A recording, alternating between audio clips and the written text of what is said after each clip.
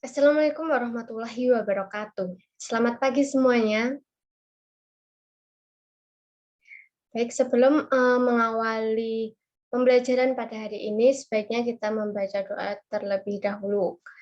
Ketua kelas boleh memimpin.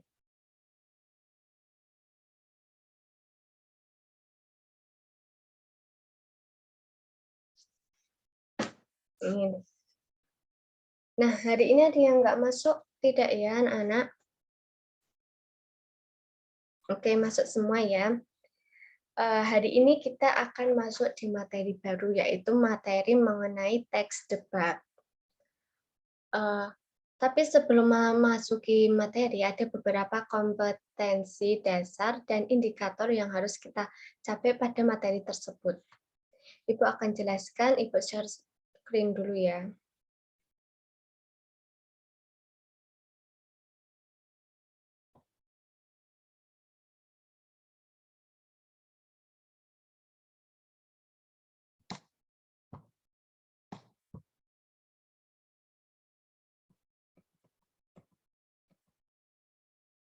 Nah, kompetensi dasar pada materi debat ini yang pertama yaitu 3.1 mengidentifikasi pendapat narasumber dalam suatu debat yang bertema ilmu pengetahuan, teknologi, seni, budaya, atau humaniora.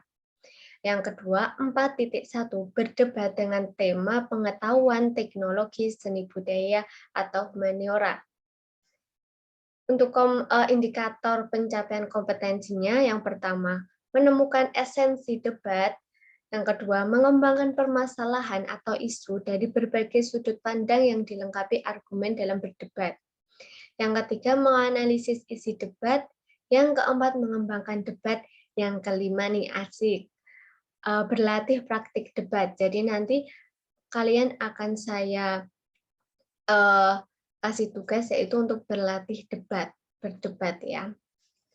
Nah, kita langsung saja ke materi teks debat. Sebelumnya, ada yang pernah mengikuti kompetisi debat? Belum ya, tapi nggak apa-apa. Pasti kalian juga sudah pernah berdebat ya dengan teman, memperdebatkan suatu hal gitu, pasti pernah. Nah, apa sih itu teks debat? Jadi teks debat yaitu teks yang menyajikan kegiatan adu argumen antara dua pihak atau lebih, baik secara perorangan ataupun kelompok dalam mendebatkan atau memutuskan suatu masalah dan perbedaan. Nah, dua orang atau lebih ya, nggak mungkin satu orang itu debatin apa. Debat batin itu ya. Kemudian ciri-ciri teks debat yaitu berbentuk lisan, pasti karena debat itu lisan ya, secara lisan, nggak mungkin secara tulis, masa surat menyurat gitu, tidak. Kemudian yang kedua ada topik untuk diperdebatkan. Pasti selalu ada topik, masalah apa gitu. Yang ketiga ada adu argumen antara pihak yang setuju dan dengan pihak yang tidak setuju. Pro dan kontra. Kemudian yang keempat, tujuan utamanya, tujuan dari debat sendiri yaitu untuk memperluas wawasan peserta debat. Selain ada ciri-ciri, dalam teks debat juga ada isi dan kebahasaan, teks kebahasaan. Gimana sih struktur isinya? Ada yang sudah membaca buku? Ya benar, pasti ada isu ya atau mosi yang diperdebatkan. Kemudian ada yang sudah membaca lagi.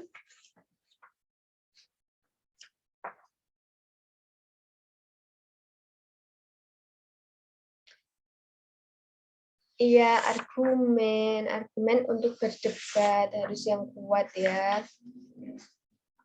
Dan yang terakhir yaitu kesimpulan. Kesimpulan itu pendapat akhir yang dirumuskan dari rangkaian argumen tadi. Ada yang ingin ditanyakan sampai sini? Pendapatnya itu harus setuju atau tidak setuju dengan mosi ya Bu? Iya, karena debat itu ada kelompok yang proporsi sama kelompok yang kontra, kelompok yang setuju atau kelompok yang tidak setuju. Jadi argumennya sesuai dengan kelompok kalian itu, kelompok yang kontra atau yang pro dengan mosi, seperti itu. Nah, kemudian ada ciri kebahasaan teks debat. Yang pertama, menggunakan istilah terkait dengan topik. Istilah terkait dengan topik, misalnya ujian nasional, UN. Yang kedua, menggunakan kata yang menunjukkan perbandingan atau pertentangan. Contohnya, kami sangat setuju dengan keputusan pemerintah yang bla bla bla bla bla. Ada juga untuk yang tim kontra, kami sangat tidak setuju dengan pemerintahan yang bla bla bla. Nah, yang terakhir menggunakan kata-kata yang menunjukkan opini penulis. Argumen juga ada yang isinya opini penulis. Contohnya, hal ini dikarenakan kami sangat setuju dengan pemerintah yang bla bla bla bla. Hal ini dikarenakan karena pemerintah yang sekarang apa bla bla bla bla gitu. Ada opininya juga. Oh, udah selesai materinya. Ada yang ingin ditanyakan?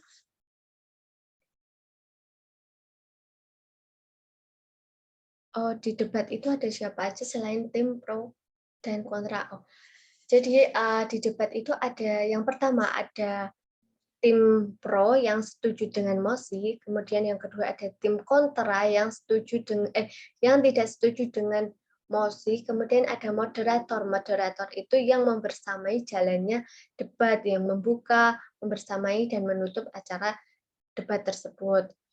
Yang ketiga ada juri.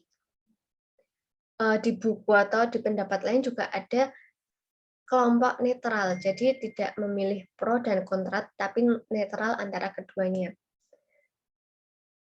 Seperti itu. Sudah paham? Ada yang ingin ditanyakan lagi? Oke, untuk biar jelas lagi, Ibu akan memberikan kalian video.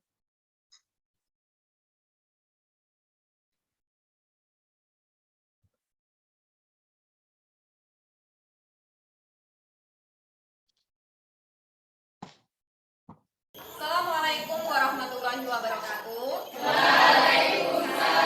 Perhatikan ya. Apa kabar?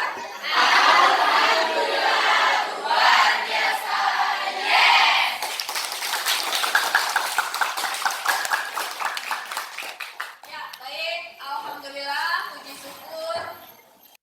Materi debat yang sudah kita pelajari, hari ini kita akan yang pertama, perkenalkan diri, nama saya Ayatullah Bakti Nugroho, saya selaku moderator. Nah, ini moderator. Saya akan menjelaskan tentang mosi atau topik yang akan diperdebatkan pada hari ini, yaitu tentang penggunaan handphone Android di kalangan pelajar SMA di lingkungan sekolah.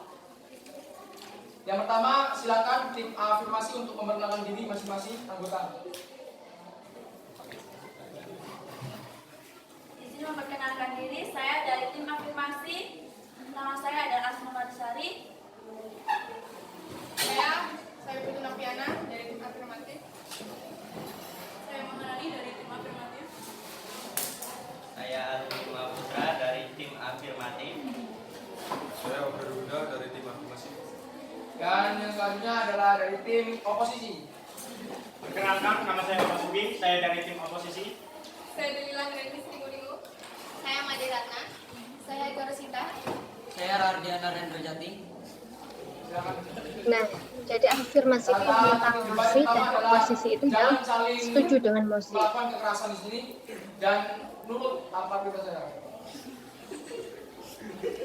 Nah, sebelum mulai ada moderator, kemudian setiap kelompok itu memperkenalkan Yang pertama, anggotanya. silakan tim afirmasi untuk menyampaikan pernyataan tentang penggunaan HP. Menurut saya setuju jika siswa membawa HP di sekolah. Kita bisa menggunakan handphone atau HP itu untuk hal-hal yang positif.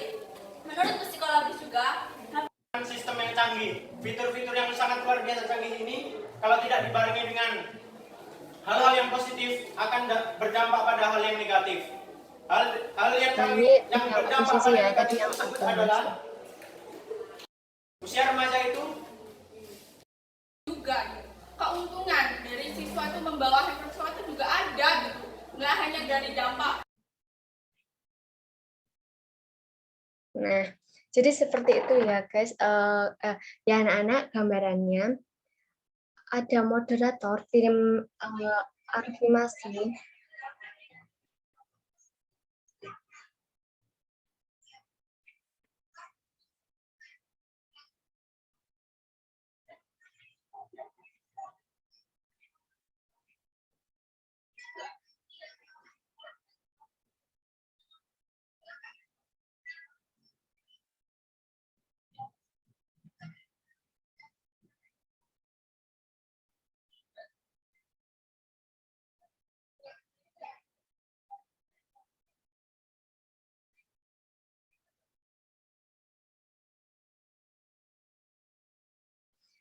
Maaf ya, ada kesalahan. Jadi seperti itu ya, anak-anak, gambarannya.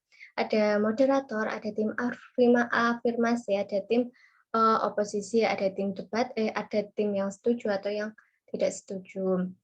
Nanti langkah-langkahnya akan saya jelaskan besok. Sampai di sini ada yang ingin ditanyakan?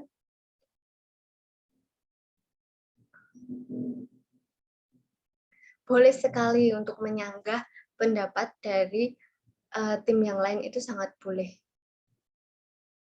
Oh iya, besok kalian akan saya bentuk kelompok ya untuk berdebat.